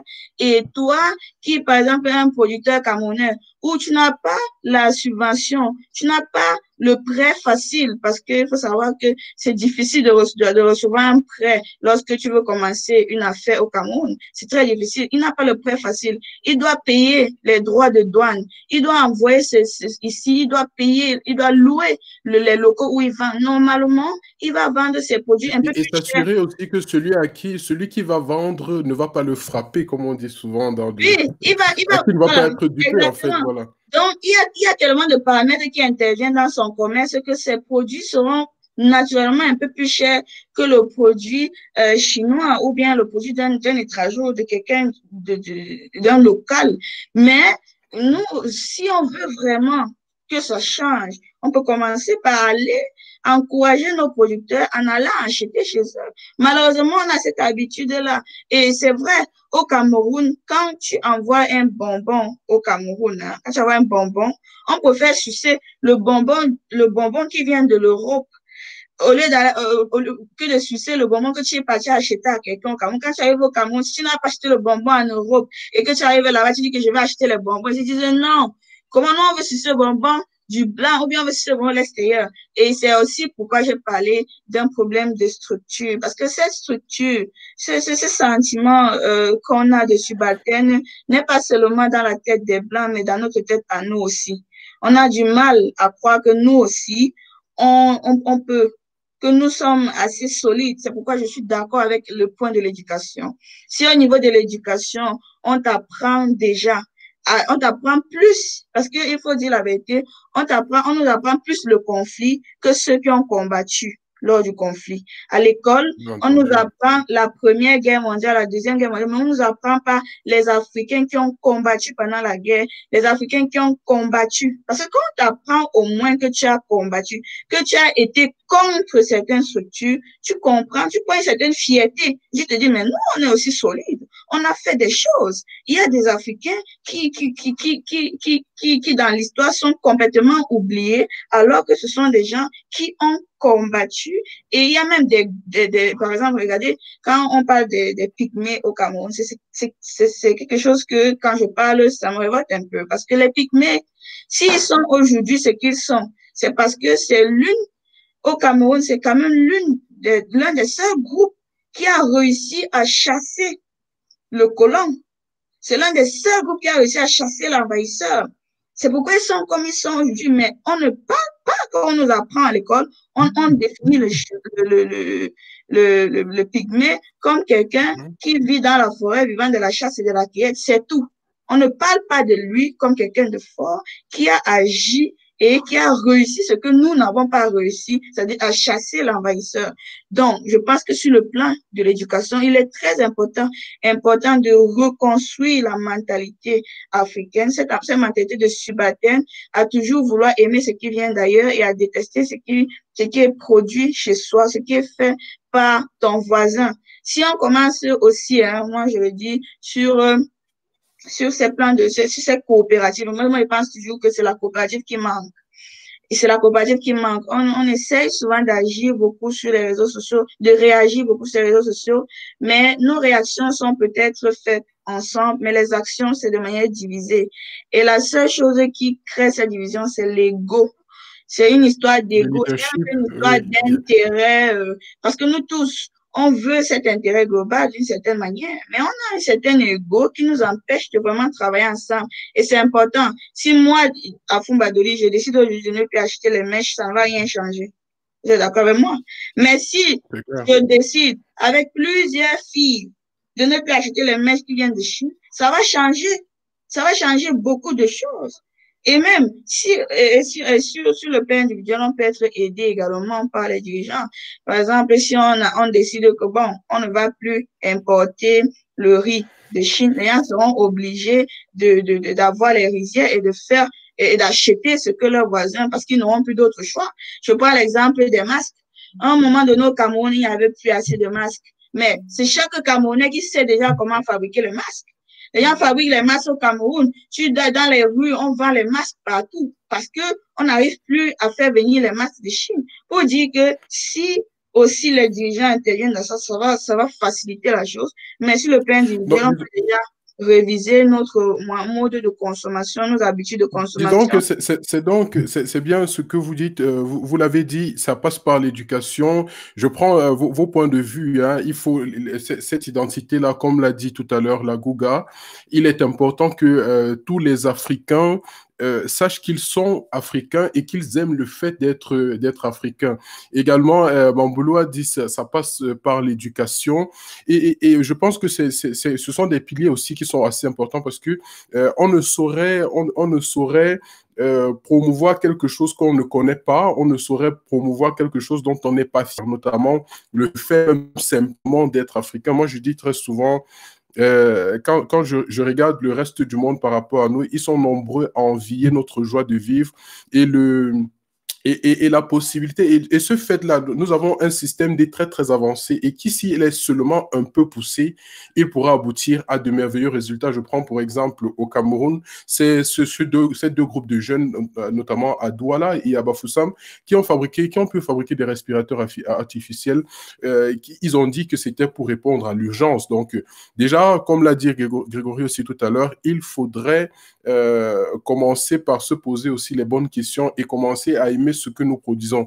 On va prendre ces réactions et faire le dernier tour de table. Voilà, Olivier Ambouche qui dit les amis, il n'y a jamais eu d'amitié entre les États, mais seulement des intérêts. Ça, c'est ce qu'on a dit aussi. C'est Kwaku qui dit, c'est Souké Kwaku qui dit, en ce qui concerne l'éducation en Afrique, mon avis est simple. Commencer par apprendre à l'Africain à connaître son environnement et à partir de là, il pourra comprendre ses besoins. Franck Paulin qui dit « Les Africains consomment étrangers à cause du rapport qualité-prix ».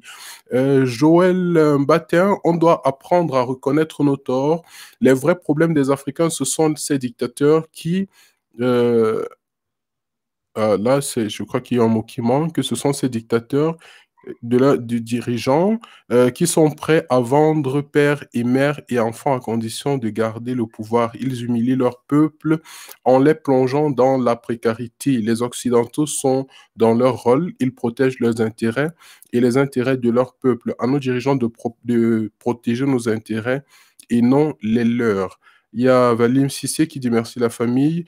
Joël Batin, la mauvaise gouvernance est la cause première de nos problèmes. Les autres problèmes sont les conséquences qui en découlent. Merci bien pour ces avis. Merci bien, très chers téléspectateurs, d'avoir été avec nous jusqu'à ce moment. On va faire le dernier tour de table. Mamboulou, on va un dernier mot pour terminer l'émission. Oui, juste en réponse à un des commentaires, la mauvaise gouvernance n'est pas le problème. La mauvaise gouvernance est aussi une conséquence. C'est comme quand on dit la pauvreté, c'est notre problème. La pauvreté, c'est une conséquence. Normalement, les gens ne doivent pas être pauvres. C'est une question technique et politique. Donc, il faut aller aux vraies causes des causes pour résoudre nos problèmes. Nous avons parlé de l'éducation. Un des professeurs avec lesquels je travaille, José Donacimento, il s'appelle, il a dit dans un de ses livres, il a dit, le problème de l'éducation en Afrique, ce n'est pas l'éducation occidentale, c'est pas la mathématique, la chimie ou les sciences techniques, c'est la version de l'histoire qui est véhiculée dans l'éducation des jeunes Africains. Il faut changer cette version de l'histoire. Ça, c'est de un. Moi, j'ajoute, c'est la langue dans laquelle l'éducation est faite en Afrique qui pose aussi un vrai problème. Quand on t'éduque en français, tu penses que la chimie est française. Tu penses que, je sais pas moi, la physique, c'est quelque chose des Américains. Quand toutes les références sur la physique et la chimie sont des étrangers, et on te dit pas qu'il y avait Imhotep, le théorème qu'on appelle Thalès, en réalité, c'est pas son théorème, et tout ça, c'est la version de l'histoire qui est véhiculée chez les Africains, qui fait en sorte que l'Africain en soi, il n'est pas confiant en lui. Et donc, quand il est devant l'huile de palme faite par son frère camerounais et l'huile de palme qui vient de Chine, il va prendre l'huile de palme chinoise parce que cette version de l'éducation n'est pas la bonne. Je crois que c'est un problème crucial. L'histoire et la langue. Nous sommes en train de discuter aujourd'hui en français. Il n'y a pas une langue africaine. Bon, c'est vrai, l'Union africaine a décidé que c'est le Swahili. Mais combien parmi nous, les activistes, ceux qui font les études, nous avons aussi parmi nous aussi une docteur. Combien parmi nous ont décidé que bon, je finis avec ça, je vais apprendre le Swahili dans son plan de vie? Parce que le Swahili, ça sera la langue que nous devons parler, tous les intellectuels africains. Ça, c'est de un. Mais aussi, quand j'étudie, dès que j'ai 5 ans, 6 ans, je dois étudier dans ma langue locale. Parce que quand j'étudie dans ma langue locale, je vais aimer ma terre. Je vais conceptualiser la chimie, la physique dans ma langue locale. Ce sont des aspects tellement importants et je crois que nous devons constituer des groupes pour lutter sur des causes. Ça, ce sont les vraies causes. Si nous constituons nos énergies sur les vraies causes, les conséquences vont se résoudre après. Mais nous, malheureusement, on est là en train de dire mauvaise gouvernance. L'Européen dit c'est la mauvaise gouvernance, nous disons tous mauvaise gouvernance. L'Européen dit c'est la pauvreté, nous tous pauvreté. Demain on va dire vos femmes font beaucoup d'enfants, nous tous oui. Démographie. Donc on est dans le suivisme parce que on donne même pas aussi confiance aux intellectuels vraiment afrocentrés. Ils sont là. Moi, je travaille beaucoup avec les intellectuels afrocentrés. Je leur donne de l'espace dans les plateformes que j'organise parce que je vois que les Africains, même nos intellectuels africains, on ne donne pas de l'espace. On ne le lit pas. Ils écrivent des livres qu'on ne lit pas parce que ils suivent pas la méthode occidentale, la méthodologie. Donc, si l'Occident ne dit pas que c'est bon, on ne doit pas lire ce livre-là. Donc, vous voyez, nous sommes vraiment dans un problème très, très sérieux. Si on ne le résout pas, on va nulle part, à mon point de vue. Ok. Merci bien, Mamboulou Ekutsu, pour cet avis très bien construit. Lagouga, Eugénia, un mot pour la fin de cette émission.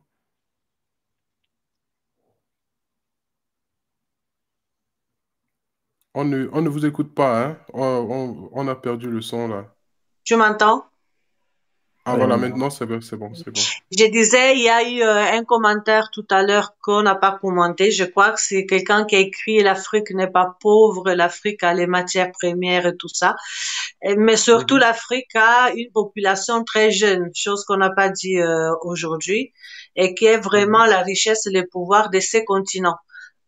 et qui peut donner espoir à une renaissance, comme le disait tout à l'heure notre ami, à une renaissance de l'identité et du pouvoir africain au sein du monde entier.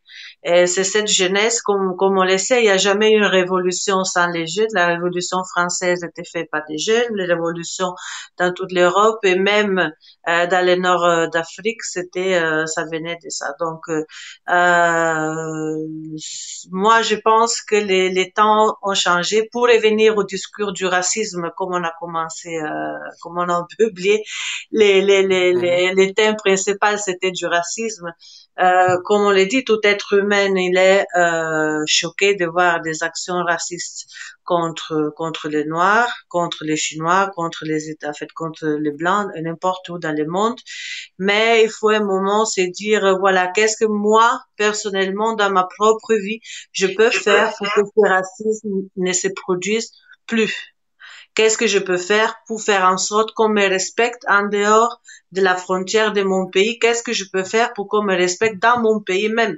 Parce qu'on le sait, des questions de racisme, il y en a aussi dans les mêmes pays, dans les mêmes villes et dans les mêmes quartiers. Donc, c'est pas que une histoire d'un Noir en Chine ou d'un Chinois en Italie ou d'un Indien aux États-Unis. Donc, c'est moi.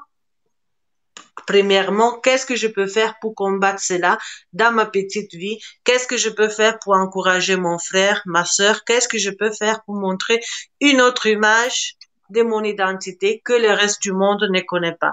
Et tout ça, c'est à travers une acquisition de sa propre identité, de son propre histoire, comme on l'a dit, et de ses langues aussi maternelles. Moi, je l'ai fait, hein, c'est mon travail ici en France. J'enseigne l'italien aux enfants émigrés, en fait, aux enfants des immigrés italiens qui vivent en France. Et donc, ce Voilà. qu'on fait, c'est de transmettre la langue et la culture italienne, de faire comprendre que oui, vos parents ont émigré, vos arrière-grands-parents ont émigré parce que l'Italie est un pays pauvre, parce que l'Italie aujourd'hui aussi n'est pas un pays qui donne les possibilités à ses chercheurs, à ses professeurs, à ses médecins.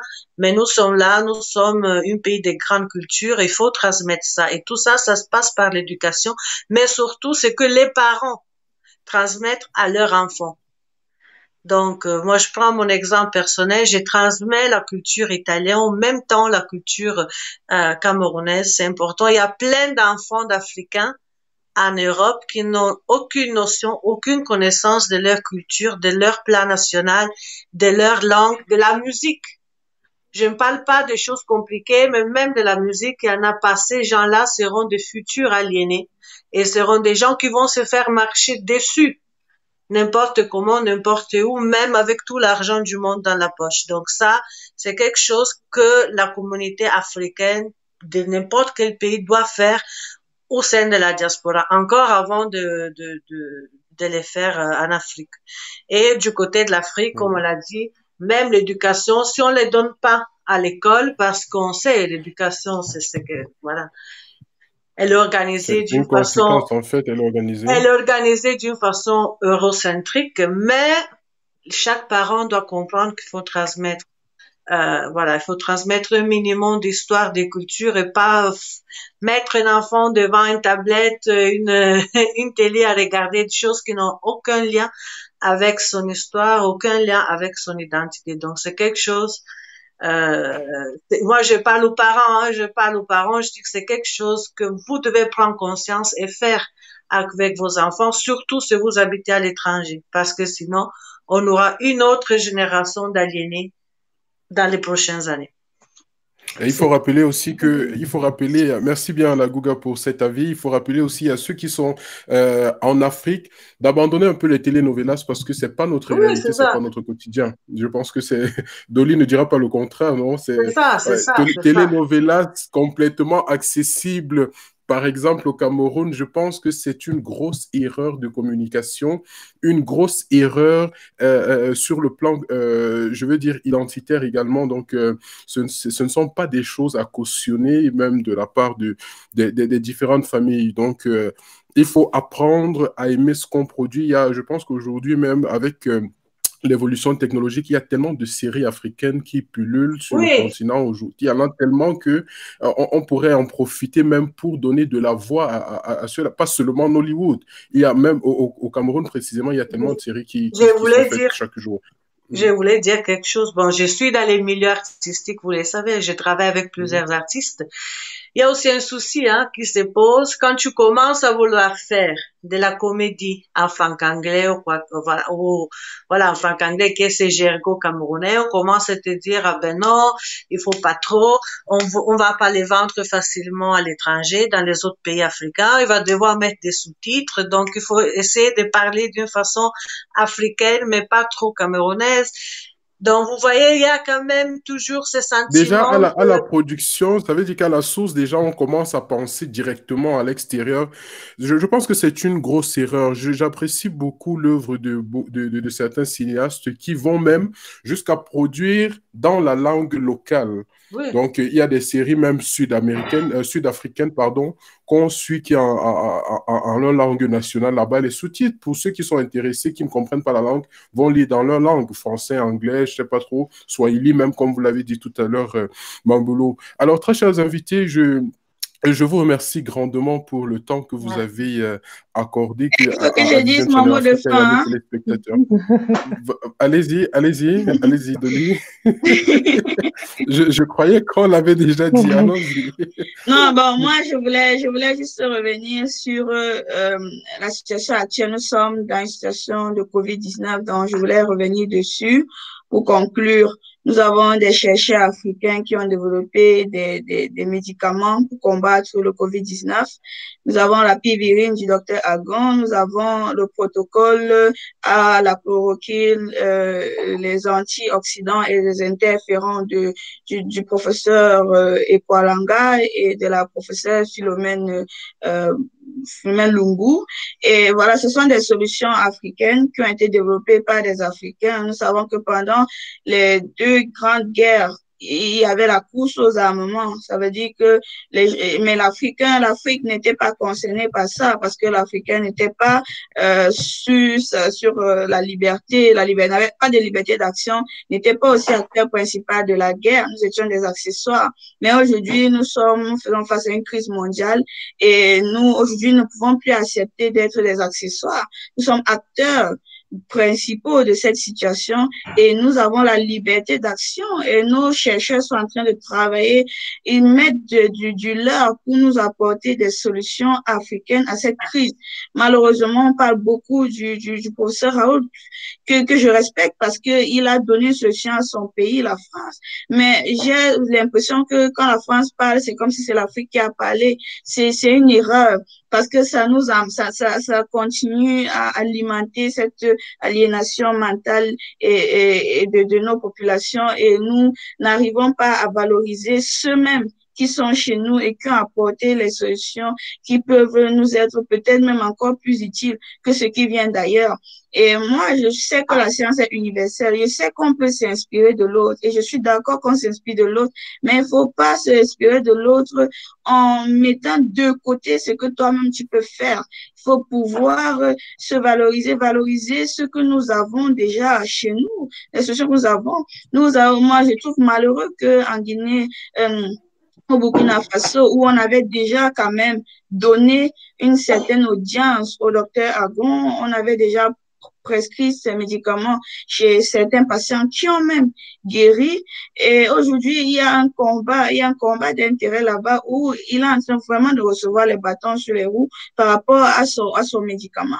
On en parle aussi beaucoup sur les réseaux sociaux, c'est aussi un problème. Si nous, Africains, pouvions nous retourner vers les solutions que nous avons au virus, ça va aussi nous aider à ne pas écouter tout le temps ce qu'on dit ailleurs et s'offusquer parce que ce qu'on dit ailleurs, c'est pour ceux d'ailleurs. Hein. Si on veut faire les tests au vaccin, c'est pour que les tests de vaccin aux Africains, par exemple, c'est pour venir sauver les Européens avec un vaccin qui marche. Donc, il faudrait voir ce que nous avons chez nous. Qu'est-ce qui peut nous sauver? Quelles sont les solutions africaines qui peuvent nous sauver? Nous les avons, nous ne parlons pas trop de ça, c'est malheureux. Nous ne les valorisons pas trop, c'est malheureux. Donc, je voulais vraiment clôturer par là, puisque nous sommes en période période de COVID-19, les Africains, allez vous informer, allez faire des recherches sur vos chercheurs. Il faut savoir que la solution à la couverture n'est pas seulement venue de France, elle est venue de d'autres pays comme Cuba, comme la Chine. Cuba s'est préparé depuis longtemps à cette période et aujourd'hui, ils font partie d'un pays qu'on appelle, ils se baladent dans le monde entier avec leur drapeau. Personne ne parlait de Cuba, mais ils ont profité quand même de cette période pour se faire encore connaître. On devait normalement avoir des Africains qui se baladent avec leur drapeau, avec les solutions africaines. Mais malheureusement, on écoute trop ce qui vient d'ailleurs, on regarde trop ce qui vient d'ailleurs. On ne regarde même pas les efforts que fournissent déjà les nôtres sur le terrain. Et je trouve ça dommage. Donc, je voulais terminer avec ça. Voilà, merci bien Dolly pour cet avis, c'est très important. Ici chez Vision Channel Africa, nous attelons chaque fois, hein, comme ça, à donner de la voix à ceux-là qui font des choses spéciales, des choses particulières, des choses qui sont estampillées, voilà, africaines. Nous avons eu quelques jours ici un phytothérapeute qui d'ailleurs travaille ici en Italie, a travaillé longtemps dans le circuit, il est aussi pharmacien, mais qui préconisait carrément des solutions africaines et sans doute qui marche parce qu'on est face à une pandémie, face à une maladie, face à une attaque qui, pour le moment, on est en train de guérir juste les symptômes. Pourquoi ne pas utiliser ce qu'on avait l'habitude d'utiliser chez nous pour guérir les mêmes symptômes? Ça, c'est la question. Pourquoi attendre qu'un monsieur se tienne en France et dise c'est ça qui marche et que tout le monde entier se rue dans les pharmacies pour acheter et toujours faire du chiffre à ces gens-là, même pas à notre phytothérapeute qui est au coin de la rue ou bien dans le marché qui va dire voilà, prenez cette plante-ci, cette écorce qui va vous permettre de couper la fièvre, par exemple, en l'espace de 2 jours. Un petit mot pour la fin alors, Mambolo, puisqu'il a fallu qu'on fasse le tour. Non, mais, un dernier mot. J'apprécie le fait que vous ayez reçu dans vos précédentes émissions des phytothérapeutes africains. La médecine africaine qu'on appelle médecine traditionnelle, malheureusement, le mot traditionnel a pris une connotation négative dans notre société, oui. Parce que tout ce qui est traditionnel a été targué par le colonisateur comme d'ancien, de mauvais, de puant, de ne pas important. Or, la tradition, c'est la meilleure réponse qu'une communauté ait donnée à un problème qui a affligé cette communauté. Donc, la tradition, c'est la culture, c'est quelque chose qui est la meilleure réponse, quoi. Donc, qui est propre au peuple.